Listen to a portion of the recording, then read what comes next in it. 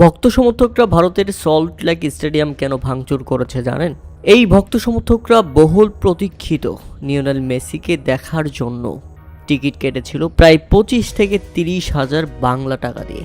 তাদের চাওয়া ছিল একটাই, লিওনেল মেসিকে দেখবেন, তার কথা শুনবেন, জাস্ট এতটুকুই। কিন্তু আয়োজকরা আয়োজন করতে রীতিমতো ব্যর্থ। লিওনেল মেসিকে মাঠে ঢুকালেন এবং বের করে নিয়ে গেলেন। 20 থেকে 30 সেকেন্ডের মধ্যেই খেলা শেষ। লিওনেল মেসিকে দিয়ে ব্যাপক ব্যবসা বাণিজ্য করেছে ভারতীয় আয়োজকরা, তাই তো রীতিমতো ধুয়ে দিচ্ছেন জয় শাহ এবং এর সাথে যারা সম্পৃক্ত ছিলেন। লিওনেল মেসিকে নিয়ে এসে সাধারণ মানুষের কাছ থেকে এরকম টিকিট বাণিজ্য যেটা কোনোভাবেই সহ্য করতে পারছে না সমর্থকরা, তাই তো স্টেডিয়াম একদম ভেঙে চুরে চুরমার করে দিয়েছে, বানিয়ে দিয়েছে ধ্বংসস্তূপ। আর এই ব্যাপারে সবার কাছে ক্ষমা চেয়ে ইতিমধ্যে পোস্ট দিয়েছেন মমতা ব্যানার্জি। ক্ষমা চেয়েছেন লিওনেল মেসির কাছেও, আয়োজন করতে তারা ব্যর্থ। প্রিয় দর্শক, এর আগে 14 বছর পর ভারতের মাটিতে পা রেখেছেন বিশ্ব ফুটবলের মহাতারকা লিওনেল মেসি।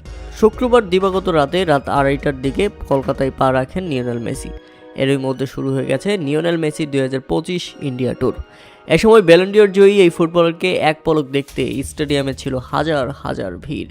কিন্তু দর্শকদের সাথে প্রতারণা করার কারণে আয়োজকদের উপর ক্ষিপ্ত হয়ে ইতিমধ্যে স্টেডিয়াম ভেঙে চুরমার করে দিয়েছে সমর্থকরা।